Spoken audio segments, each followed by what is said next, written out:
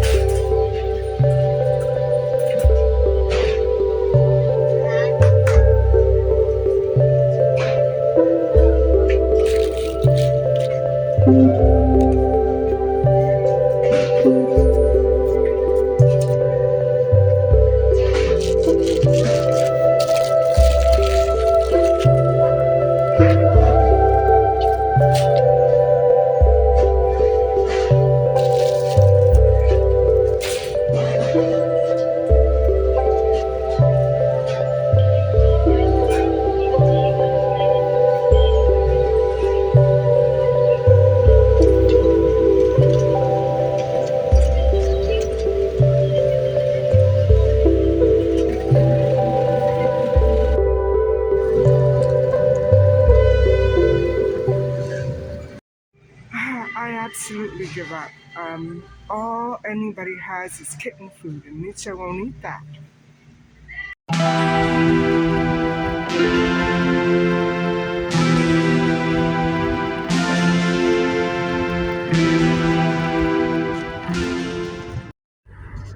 So, I last night I gave you the second part of the Alison story, and I just wanted to let everybody know that I found out a couple more things about Calvin Hoover, the criminal responsible for Christine Jessup's murder. And so what I found out was that he was addicted to drugs. I don't know what kind. And he had an alcohol problem, which I assumed would be the case, because nobody in their sober mind, without a lot of help from substances, would be able to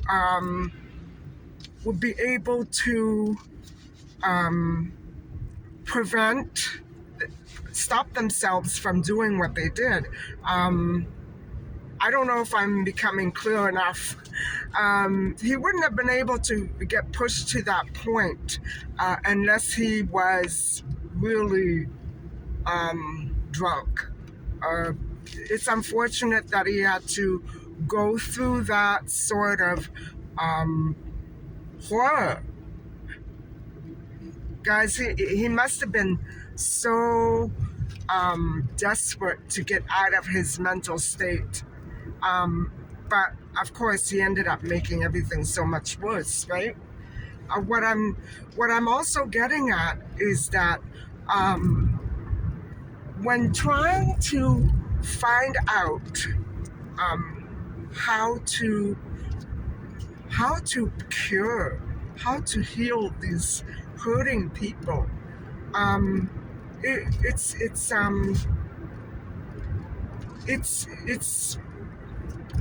I don't know how to really explain it. It's one thing to read about it, and then it's another to put it into words. Calvin Hoover, as with any other child abuser or murderer for that matter, was triggered by something. There was something in his childhood. Now, mind you, he was 28 when he did this. There was something in his childhood that caused him to link Christine Jessup, or something that happened with Christine Jessup, or possibly her parents. It went back to his childhood. It triggered rage. It triggered anger. It triggered desperation. I don't know how else to describe it. But what I'm saying is that, he must have wanted to get out of that state of mind, and he couldn't.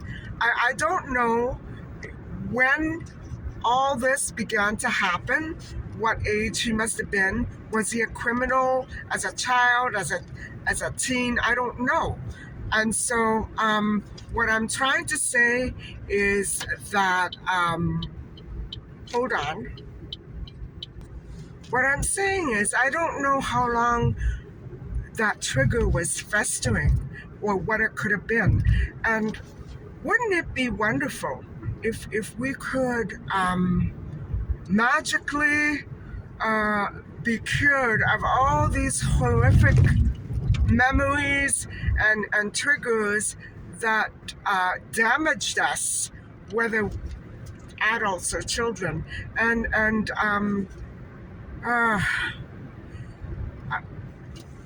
I guess it's all got to do with the mind, psychology. There are ways to get rid of damaging memories, but they're not common enough. They're not used enough. They're not easy enough. They're not accessible enough. A lot of them involve certain sorts of drugs. Clinically speaking, not street drugs. You know what I'm saying? I think that we should try somehow to work toward a better solution into resolving those deep, hurtful issues that drive us to insanity. And when I say us, I'm not necessarily meaning myself, because I don't recall ever experiencing anything very, very traumatic in my childhood, except for maybe some family deaths, things like that. The death of my pets came later when I was an adult. There was nothing really, you know what I'm saying? There was nothing that would have provoked all that depression that occurs in other people that can't manage to get over situations like this. And it's all in psychology and behavior, guys. If we can manage to get past those hurtful situations, I think we can live a good life and not be haunted by our past. It must be traumatizing to go through life like that. I wouldn't want to do it. I wouldn't know how to do it. And I'm sure that Calvin Hoover and other people like that, who experienced such suffering and pain to the extent that he did, and he couldn't control himself anymore, we have to recognize this isn't just evil. This is evil. This is pain, turned into evil. This is avoidable. This is preventable, but we don't have the right solutions yet. Sure, jail time is necessary and essential, but rehabilitation, the way we know it and the way we're trying it now, isn't really working that well.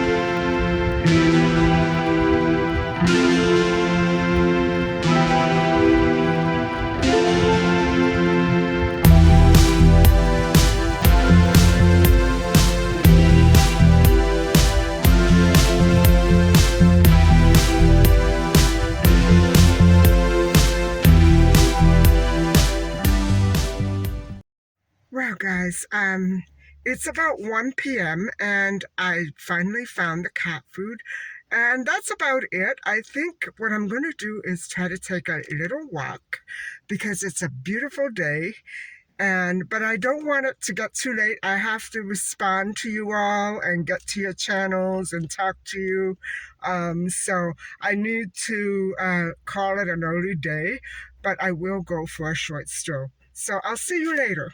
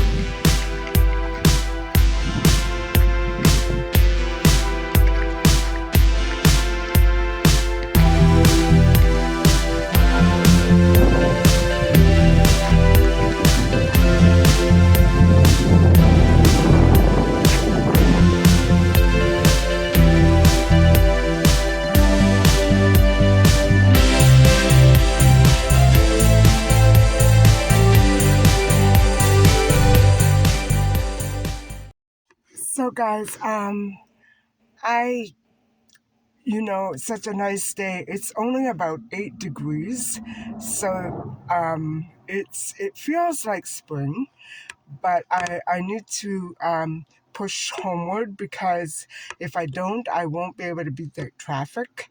And so it's nice to be out like this because, on days like this when everything is really calm and peaceful, I can think a little bit more about the things that I want to get done and want to say to you regarding my series right now. And so I'm gonna push forward and go home. I'll see you later on.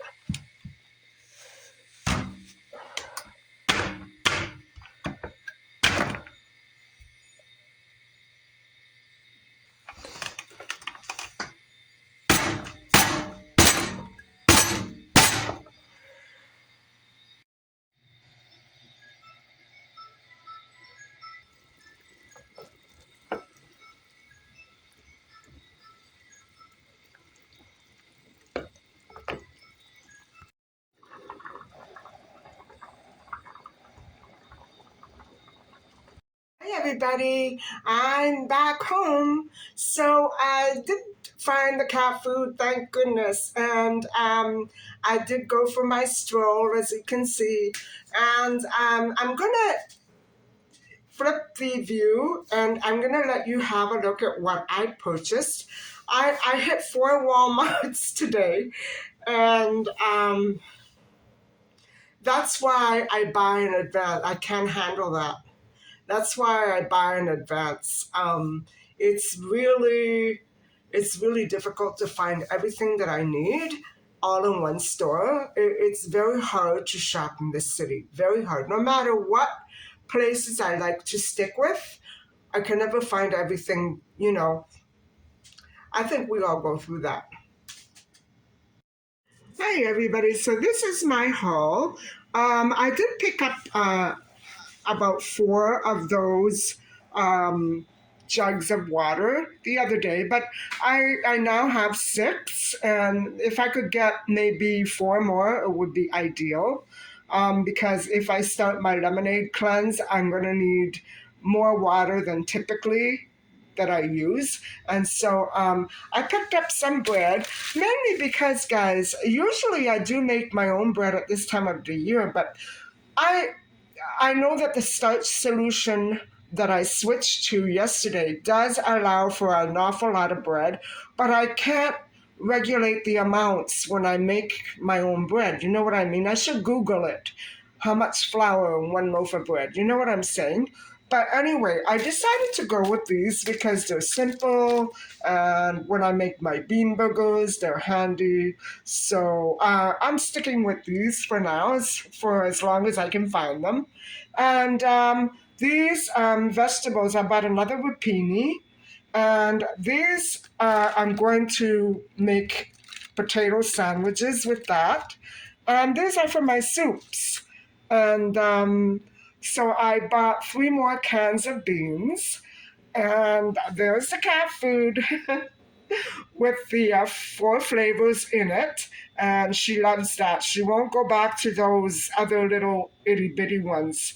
I picked up another sack of treats for her, and some yellow potatoes, and that should last me because even if I go off the starch solution, it's always nice to have a little extra. But I'm anticipating finishing all these in maybe a week or so, because I'm used to. I would go through two of these every week when I was on the starch solution, and so altogether it costs me, mind you, I hit four Walmarts, but altogether it cost me $50.04 for those items. And then, guys, I swung over to Canadian Tire and I picked up one of these because, guys, I know that I can have popcorn on the starch solution, and I have to lay off that flavored stuff. It's not good for me, even though it's so delicious. The pink Himalayan salt popcorn that they have at the drugstore, oh my God, it's so good, guys. It's made with coconut oil, and it's giving me all sorts of ideas on how to make my popcorn, but I have to have it plain, seeing that I'm, trying to cut everything out again. And so this one was 1998, or 1988, and it came to, with 13% tax, $22.46. And there is my haul. $72 gone.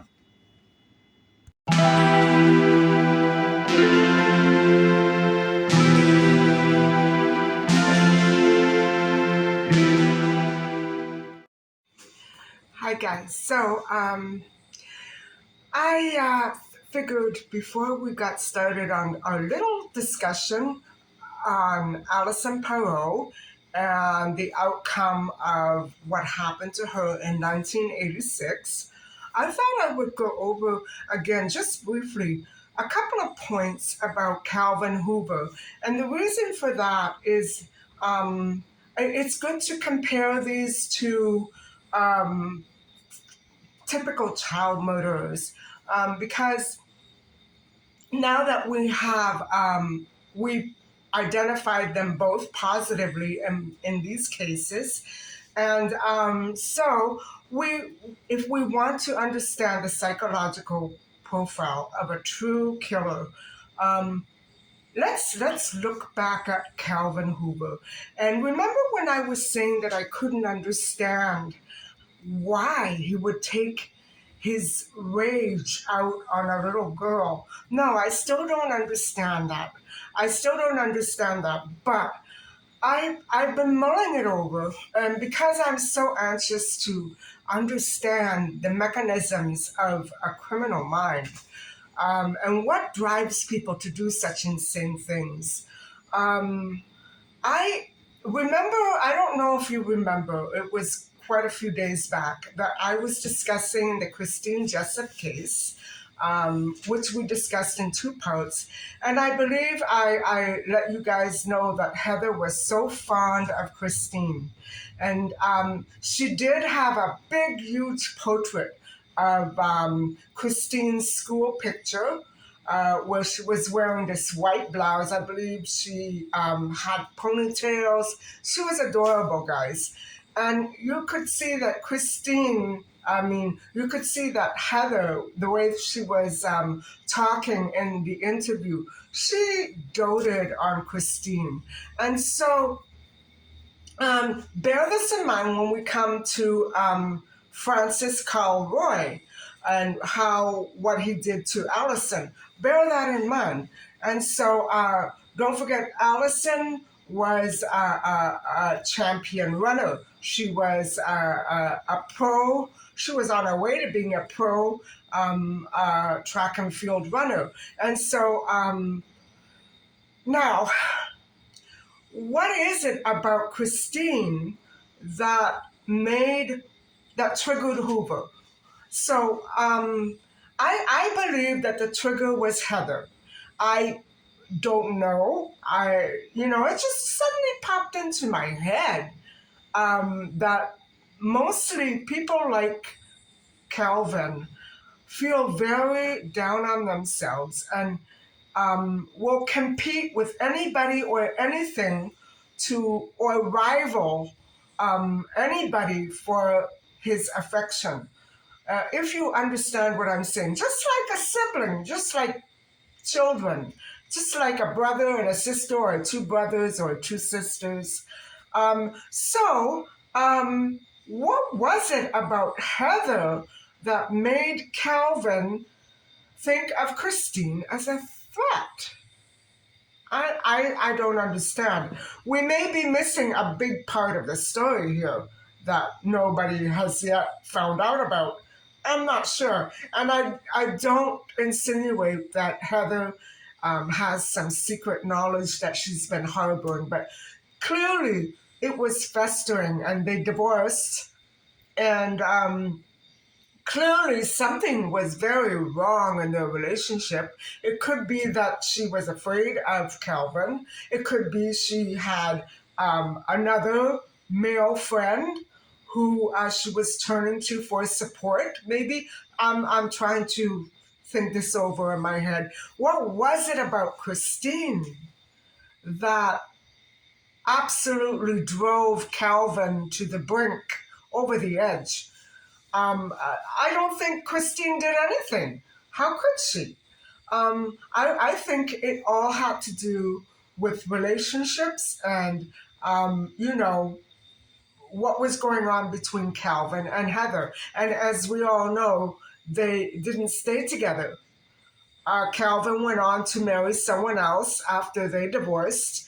And so, I just wish, that if Heather could just think back to the time where Nicole Moran was abducted, maybe they weren't together anymore at that point. But if she could remember if Calvin was working there, because they were putting up the cables for cameras, they were installing cameras, and you need cables to install a camera. So right away, my mind went to Calvin, and I'm sure the police are going down the very same, they have to have suspected him of being, there that day to snatch Nicole. And so I'm wondering if maybe Nicole knew him from somewhere.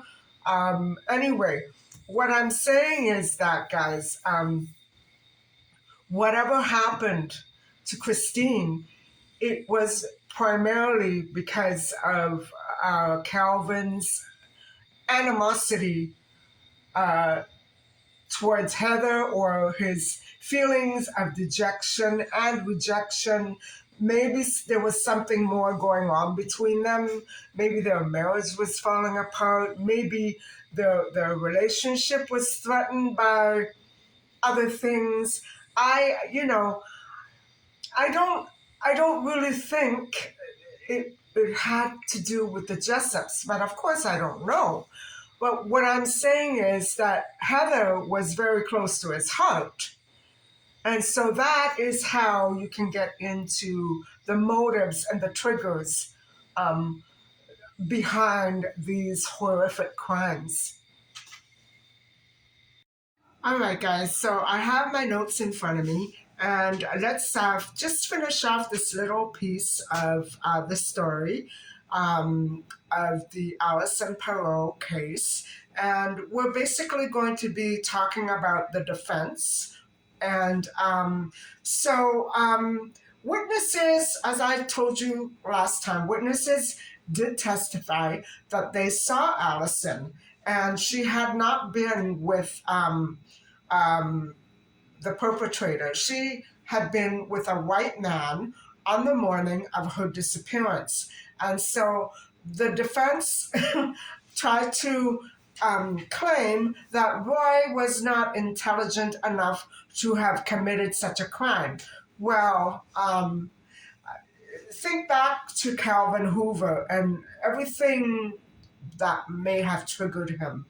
And then let's try to put the same kind of mechanism and trigger into Roy. And it, to me, it doesn't mean, intelligence has nothing to do with it. It's jealousy and possession and rivalry. And at first, I began to think that maybe because Roy was a runner as well, it might have had something to do with competition. Plus Alison was a younger girl. So my mind was going along that way. However, remember when I told you that um, Franciscarlroy went to the police station on the 27th to confess to an assault on a woman who was in his apartment? Well, and he gagged her, he bound her, he assaulted her. I am wondering, guys, if it wasn't um, that female that he was rivaling for, attention wise. I'm wondering if maybe that female put him off because she wanted to talk about Alison. Alison was quite popular in the city. Um, I very vaguely remember that because I was so busy with university. I remember hearing about this on the news, but I do know that she was quite a gifted runner. And so it had to have been something to do with this girl, guys. Because in Calvin Hoover's case, he was rivaling for his wife's attention, who he had to share with Christine. It's weird, guys, but this is how it had to have been, because these sorts of persons who are very insecure and are very hurt and in a lot of pain, they can't handle sharing loved ones with anyone else. They can't. Especially as the problem goes on and the problem gets more and more severe. So anyway, after they found the DNA and everything and went to court, um, he said that he didn't do anything. He didn't do anything. Because he had been with someone else and he hadn't showered in 2 days or something. I don't know.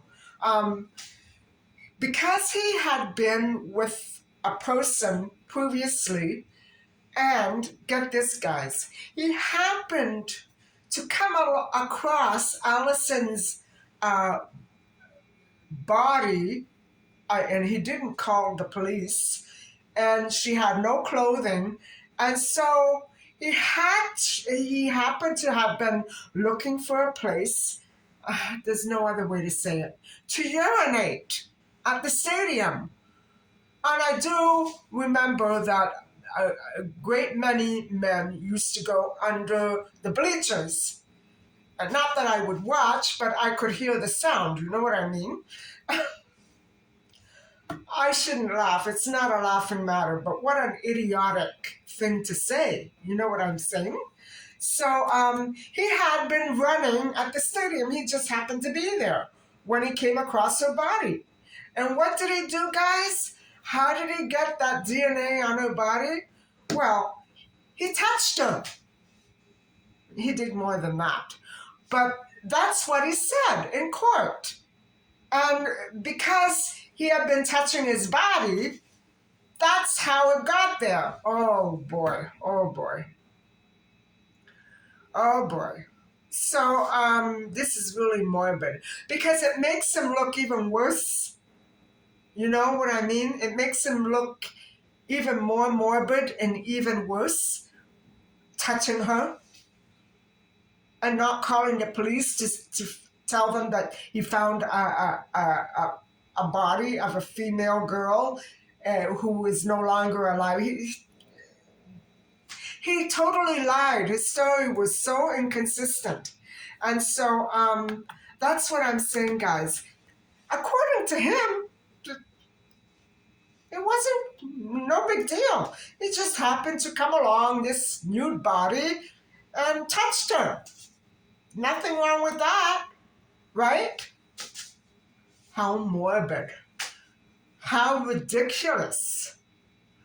And so after a month-long trial and 6 days of deliberation by the jury, on April the 13th, 1999, 13 years after the murder, the jury returned a verdict of guilty of first-degree murder. And so Roy was sentenced to life without possibility of parole for 25 years. And good for that, because every time he got out on parole, he did something. You know, parole has to be reformed, doesn't it? So in 2003, the Court of Appeal for Ontario rejected Roy's appeal because he claimed that at his interrogation, the police denied him the right to remain silent. Well, maybe that was because they found his DNA. I don't know. But in a way, he was right that he should have had a lawyer and he didn't need to answer those questions. Unfortunately, that's the law.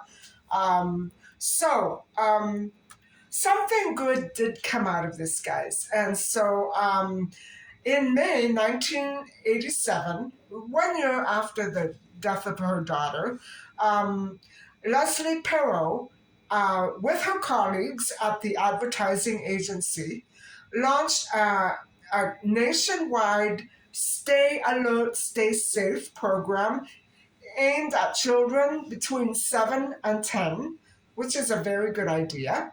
And so the program's main aim was to teach children how to develop instincts to dangerous situations, whether it be at home or at school or anywhere in the city.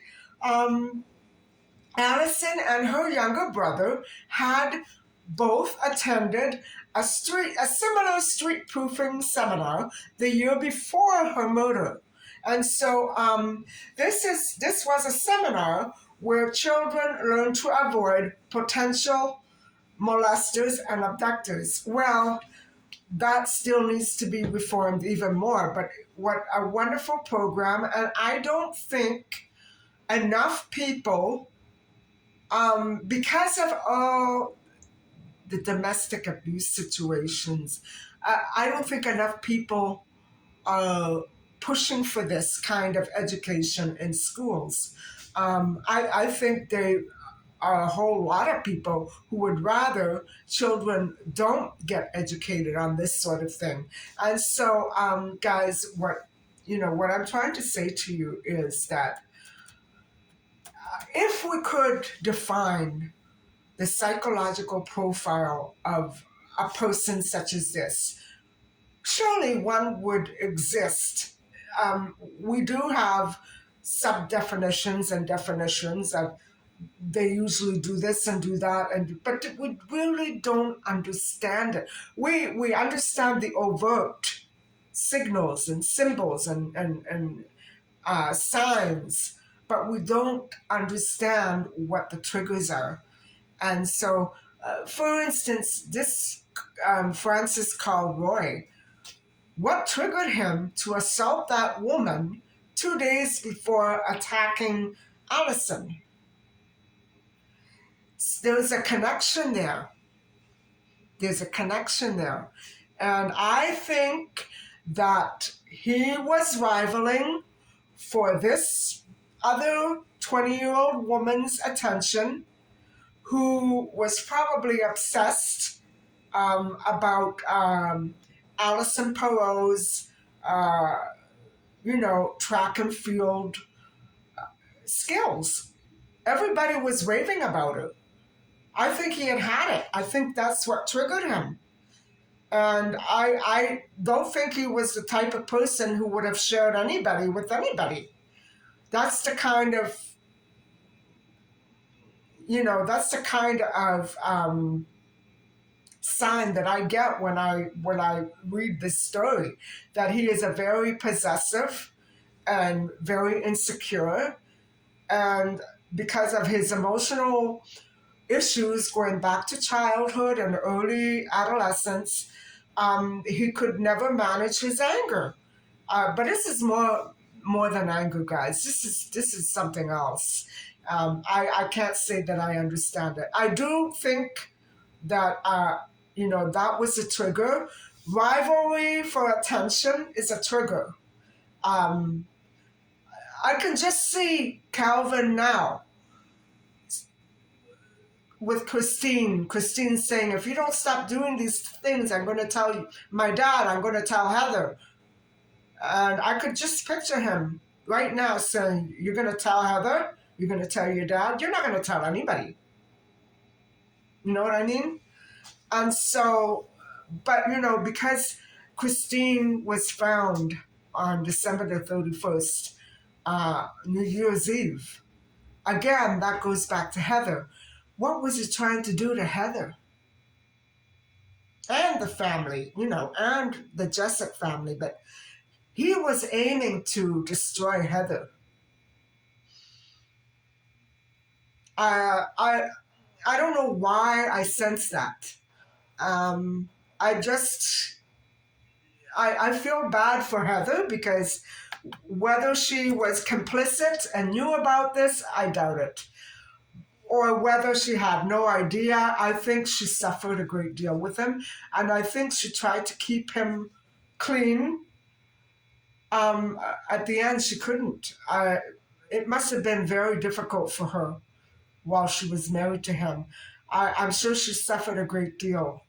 Um, oh, anyway, guys, that is it for the Leslie Perot case. So I hope that you have managed to come away with something from this particular case and the other cases that we've been discussing.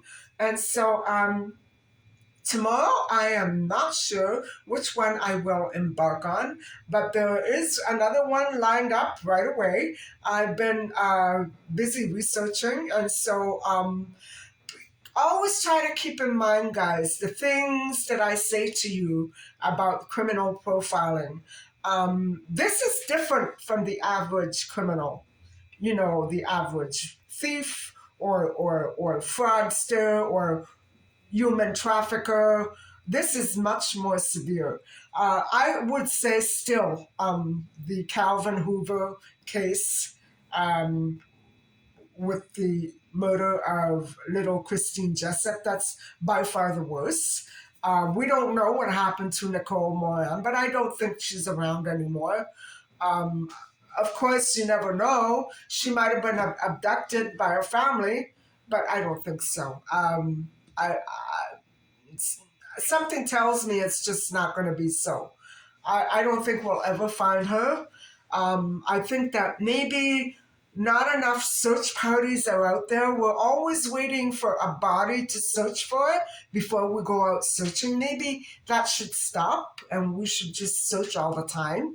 I know there's a lot of cost and manpower in that, but I think it's better to be always on the lookout instead of waiting for dead bodies to, you know, get reported and turn up. I know that they're doing an awful lot to figure out all these cold cases, but I would say more searching. Maybe the problem is they need warrants to search on private properties that are huge fields. I don't know. I think more can be done with that. I think that there should always be a search party going on, um, no matter what. And I don't think that the police should have to worry about launching all these searches. I think it should be part of the police, but a separate thing. People who have resources like, boats and helicopters, that sort of thing. I don't think we should wait for crime to happen. I think we should look because there are definitely enough people that are missing um, to start wondering where were they put. So anyway, guys, thank you very much for watching. Please don't forget to like and subscribe. And I will see you tomorrow. Bye-bye.